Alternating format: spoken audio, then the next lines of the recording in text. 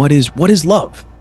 Like, I think we've got a pretty decent definition in 1 Corinthians 13, and I'm actually going to bring that up on the screen here, if you guys bear with me just a second. All right, so I'm actually going to go ahead. I'm going to start at verse 1, and I'm going to read it at first in the Amplified Version, okay? The excellence of love.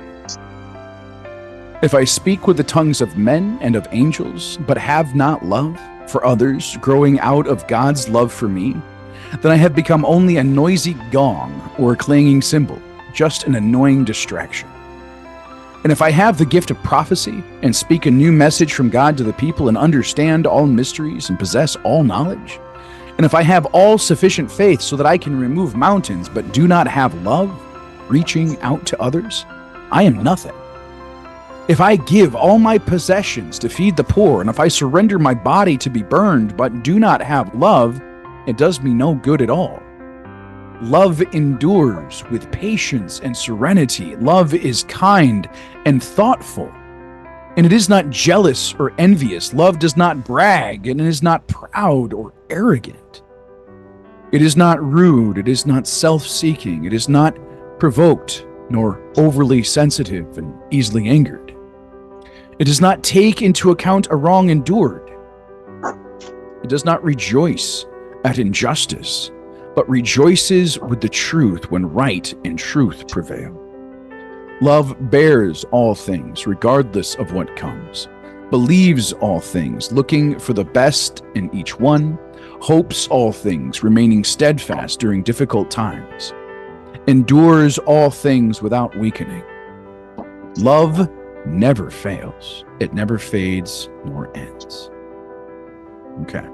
So I'm gonna take a second here, and I'm gonna take a different translation here.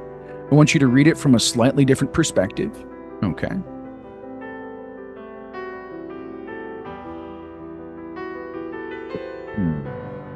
So I'm gonna do the NLT here, guys. We're gonna start in verse 4. Love is patient and kind. Love is not jealous or boastful or proud or rude. It does not demand its own way. It is not irritable, and it keeps no record of being wronged.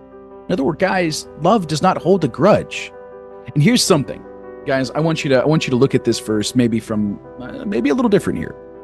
So when you see love here, you can replace love with Yahweh, with Jesus, with God. All right, same person. And here's another fun one. You can put your own name here. Okay? And let's look at how well you are doing. Are you following Christ? This is a really great way of checking yourself and going, okay, hey, here's some areas I need some help with. Jesus, can you help me be patient? Can you help me to be kind? Yahweh, can you help me to be grateful for the gifts that you have given me and that you have given others? It's a really, really cool tool to kind of look at what's going on inside of you. So, Yahweh is patient and kind. Yahweh is not jealous or boastful or proud or rude. He does not demand his own way. He is not irritable, and he keeps no record of being wronged. He does not rejoice about injustice, but he rejoices whenever the truth wins out. Yahweh never gives up. He never loses faith. He is always hopeful and endures through every circumstance. Guys, that's the God that we serve. He is not sitting there with a gavel in hand, condemning each one of us for every horrible thing that we've done. And I want you to understand that a little bit better, because that doesn't mean God does not judge us. Okay? He does. He gives us the results of our decisions. We are the one that chooses those things. Okay? We are condemned by our own words and actions. Now, some might say, well, yeah, that's God condemning us. He made the rules. Okay. All right, I understand that perspective. I see you there. Yet, why is it wrong to do evil? First, we have to define what evil is. I think that's a good place to start with that. What is evil? Well, from what I've come to understand, evil is the absence of God's love. It's the absence of God in any given situation. When we recognize that the fulfillment of the law is to love one another as Jesus Christ has loved us, to love the Lord our God with all of our heart, mind, and soul, to love our neighbor as ourself, then we can recognize what the opposite is. And I think that's something that 1 Corinthians 13 really helps us to do. When it says that love is not boastful or proud or arrogant, that it's not jealous, we can take that and we can look, well, what is the opposite? What is love? Well, love is grateful for the blessings of others. Love is humble. Love is forgiving. Love is merciful. That's what love is. Guys, I want you to see what God has called us to. What love is. We are to be one with Him. We are to be united in His Spirit. To allow Him to transform us from the inside out. And how is that possible? How do we do that? Because, okay, now we have an idea of what love is. Now, that's a very, I would say, rote definition.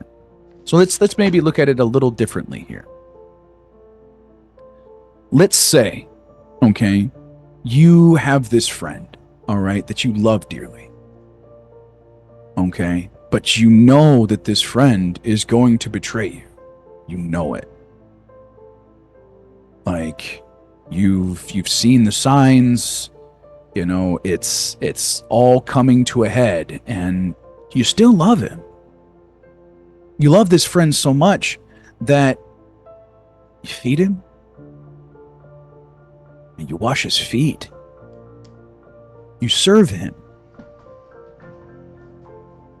Yet you still know that this man is going to betray you. And he does. And even though this man betrayed you, you are still doing what is necessary for his good. Now, guys, what I'm describing here is I'm describing the relationship between Judas Iscariot and Jesus Christ. Yeshua had the knowledge that Judas was going to betray him. That was made very clear at the Passover feast. Yet, he still fed him. He still took the time to wash his feet and to serve him. Now let's fast forward a little bit. All right, we have the Garden of Gethsemane. You've got John and you've got Peter, and you've got James there. And they're sleeping. And here comes the guards. Peter draws a sword and cuts off the ear of a guard. What does Jesus do? Does Jesus go, "Oh, hey, let's have at him, guys"? No, he stops Peter. He picks up the man's ear and heals him right then and there. The very men that were sent to arrest him so that he might be crucified, he healed. All right, let's fast forward a little bit more. Here we have Yeshua on the cross. It's the crucifixion. Was Jesus sitting there, "Oh, these terrible, terrible humans, how dare they do this to me"? No. "Father, forgive them, for they know not what they do." That is an amazing example of God's love. And how can you do that in your daily life? Do you think maybe if somebody hurts you, you can forgive them? Now, hey, I want to back up a second. That doesn't mean that you don't create healthy boundaries, doesn't mean that you put yourself in positions with that person to continue hurting you, okay? My point is, all right, I do believe in defending yourself. I don't believe that it's loving to sit there and allow a person to harm the temple of the Holy Spirit.